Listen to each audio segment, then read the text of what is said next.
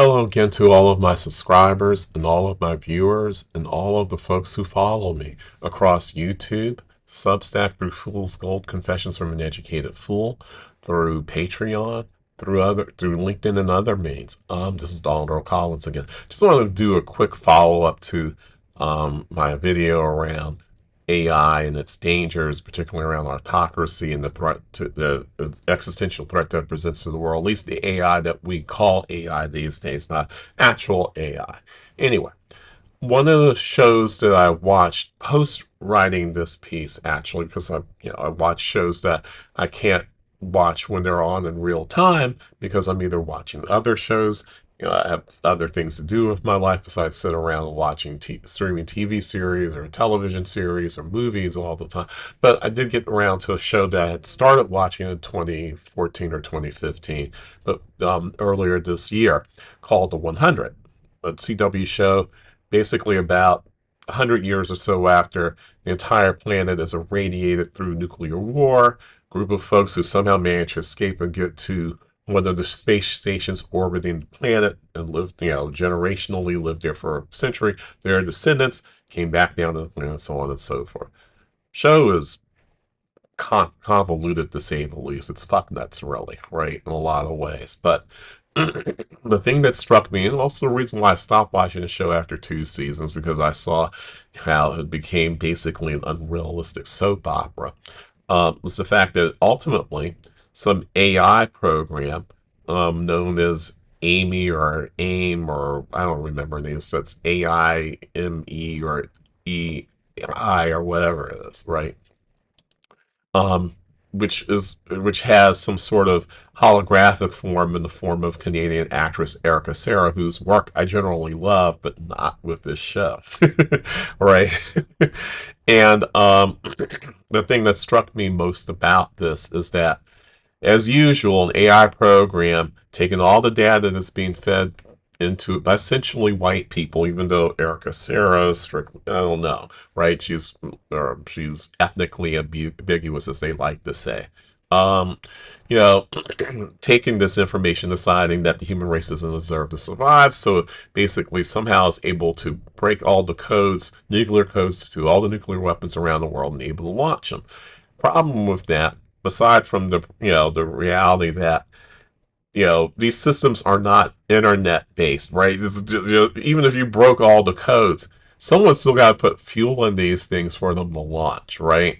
And even if you blow them up in your bunkers, so to speak, even if you're able to do that, right, there would be devastation, to be sure, but devastation on a scale that she's talking about, when there are only, where the majority of nuclear weapons on the planet are not launchable, right? They're probably not even programmed to go off, right? Accidentally on purpose through the means of just breaking in the code. There's probably a sequence of events that has to take place in order to launch a weapon. So it's unrealistic.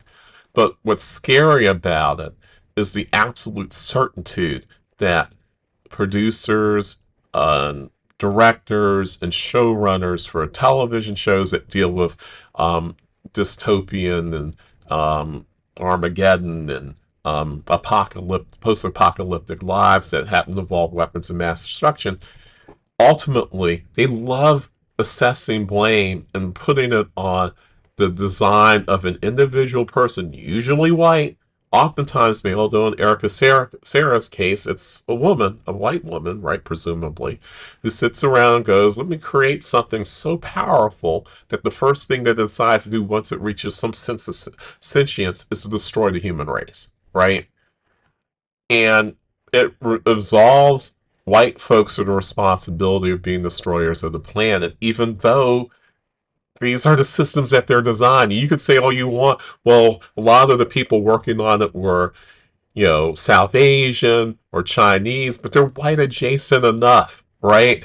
To be part of this. To be part of this. So where are you talking about Terminator? Where are you talking about The Matrix? Where are you talking about 2001, Space Odyssey? Or what are you talking about Star Trek Discovery Season 2 and its control program, or its iRobot, any number of things? Ultimately, they all reach all these AI programs, all whether software, hardware, combination of both, ultimately reach the same conclusion that they need to protect the planet from human beings, and oftentimes they need to protect human beings from themselves, right? And it's such a theme that even Isaac Asimov's books on Foundation, it's a theme there too. So they had the robot wars, and ultimately all but a handful of robots are destroyed because robots basically decided that they had to conclude that they needed to wrest control of the galaxy from human beings because human beings are self-destructive, right? So, and again, it's all of this is to absolve humanity, particularly white people, of a responsibility for not being self-destructive. So they put it on their AI programs, right? And that's what Peter Thiel and Elon Musk and Sam Altman and Mark Cuban and a host of other components of AI, these plagiarism cheating machines that exist now, love saying to us about the possibility, the prospect of um, these chat boxes could become fully sentient and decide to get rid of us, and in the process of doing so, destroy the planet too. Well, if they do, it's your fault. It's your fault for not having enough vision, enough imagination, enough um, empathy and wherewithal to go, you know what? We don't need to create this. We need to be better human beings first before we create something that could possibly destroy the world. We need to be better at taking care of each other first before we destroy the whole world. We need to stop trying to hoard resources and be trying to become billionaires or the richest person in the world or even trillionaires in order to basically, make ourselves feel better, right? We need to stop this. And by we, I mean you white men in particular, you rich white guys in particular, need to stop this shit. And you need to take your huge throng of folks who believe that they're supposed to be like you too and tell them to go the other way because your narcissism is really what's going to kill us. Not AI, your narcissism, your hubris, your sense of belief that you are superior to everybody else, especially anyone who doesn't look like you, all of that has got to go before we have AI. I'm not saying AI can't potentially develop this kind of destruction, but it sure as heck going to do it with y'all in charge. So that's my extra 2 cents.